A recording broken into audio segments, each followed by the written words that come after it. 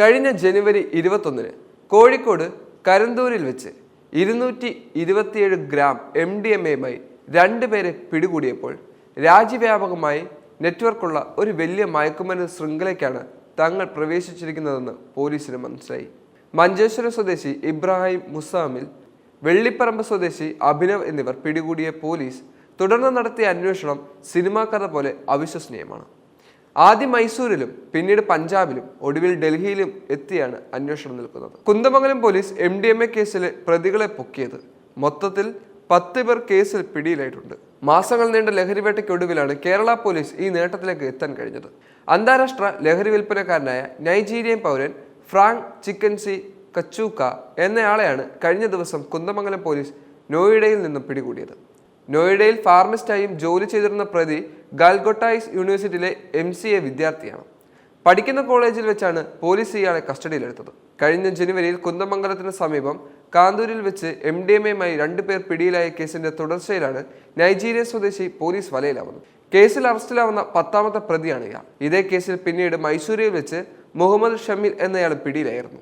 ഇവർക്ക് രാസലഹരി ലഭിച്ച വഴി തേടിയുള്ള അന്വേഷണമാണ് പോലീസിന്റെ വിദേശ പൗരനിലേക്ക് എത്തിയതിന്റെ പ്രധാനപ്പെട്ട കാരണമായി മാറിയത്. പ്രതികളെ തെളിവെടുപ്പിനായി ബാംഗ്ലൂരുവിൽ എത്തിച്ചപ്പോഴാണ് കൂട്ടുപ്രതികളെ കുറിച്ച് മനസ്സിലാകുന്നത്. ഇവർ വാങ്ങിയ രാസലഹരിയുടെ പണം നിക്ഷേപിച്ച ബാങ്ക് അക്കൗണ്ടുകളും ഇവർ ഉപയോഗിച്ച വാട്സപ്പ് കോൾ വിവരങ്ങളും കേന്ദ്രീകരിച്ച് അന്വേഷണം നടക്കുന്നു.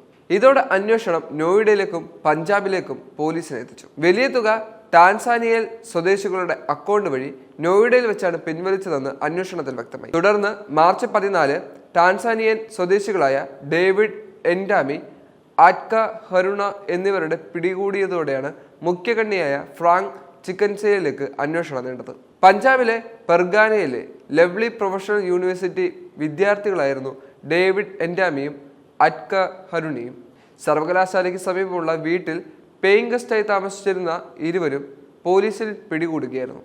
ഇവരുടെ അക്കൗണ്ടിൽ 4 മാസത്തിനകം ഏകദേശം 1.3 കോടി രൂപയിലേറെ എത്തിയതായി പോലീസ് കണ്ടെത്തി. പല ഇടനിലക്കാർ വഴി കേരളത്തിലേക്ക് MDMA എത്തിച്ച വകയിലുള്ള പണം കൈപ്പറ്റിയതായും ഇവരുടെ അക്കൗണ്ട് വഴിയാണെന്നും കണ്ടെത്തി. പിടിയിലായ ടാൻസാനിയൻ സ്വദേശികളായ ജുഡീഷ്യൽ കസ്റ്റഡിയിൽ ഇപ്പോഴുണ്ട്. ഇവരുമായി ബന്ധപ്പെട്ട് അന്വേഷണം തുടരുന്നതിനിടെ MDMA വാങ്ങിക്കാൻ ആവശ്യമായ പണം അയച്ചു നൽകി മറ്റൊരു അക്കൗണ്ട് കൂടി ശാസ്ത്രീയ പരിശോധന നടത്തിയതിൽ നിന്നും നൈജീരിയൻ സ്വദേശിയിലേക്ക് അന്വേഷണം എത്തുകയായിരുന്നു. ഇയാളിൽ നിന്നും 4 മൊബൈൽ ഫോണുകളിൽ നിന്നും 7 സിം കാർഡുകളും കുറ്റവാളികൾ നിയമവിരുദ്ധമായി പണം കൈകാര്യം ചെയ്യാൻ ഉപയോഗിക്കുന്നതായി സംശയിക്കുന്ന ബാങ്കുകളുടെ 2 ATM കാർഡുകളും കണ്ടെടുക്കുകയും ചെയ്തു. ഈ അക്കൗണ്ടുകളിലേക്ക് ലക്ഷക്കണക്കിന് രൂപയാണ് വന്നു ചേരുന്നതെന്നും പണമെത്തുന്ന ദിവസം തന്നെ അത് പിൻവലിക്കാനാകുമെന്നുള്ള തെളിവുകൾ ലഭിച്ചിട്ടുണ്ട്. Medical college assistant commissioner Umesh എയുടെ നേതൃത്വത്തിലുള്ള അന്വേഷണ സംഘത്തിൽ SI നിതിൻ, SI PO-മാരായ ബിജു മുക്കം, അജിത് താമരശ്ശേരി എന്നിവരാണ് ഇതിലെ ഏറ്റവും പ്രധാനപ്പെട്ട പോലീസുകാർ. മറ്റ് സംസ്ഥാനങ്ങളിലെ ലഹരി നിർമ്മാണ യൂണിറ്റുകൾ കേന്ദ്രീകരിച്ച് അന്വേഷണം വ്യാപിച്ചതായും പോലീസ് അറിയിച്ചിട്ടുണ്ട്. ഒരു ചെറിയ സംഭവത്തിന് ചുവട് പിടിച്ച് പോലീസ് നടത്തിയ അന്വേഷണത്തിൽ വലിയൊരു റാക്കറ്റിനെ തന്നെ പിടികൂടാൻ സാധിച്ചത് ചരിത്രമായി മാറി. മെത്തെന്ന് വിളിക്കുന്ന MDMA ഇന്ത്യൻ വ്യാപകമാക്കിയത് നൈജീരിയ തുടങ്ങിയ ആഫ്രിക്കൻ രാജ്യങ്ങളിൽ നിന്നുള്ളവരാണ്.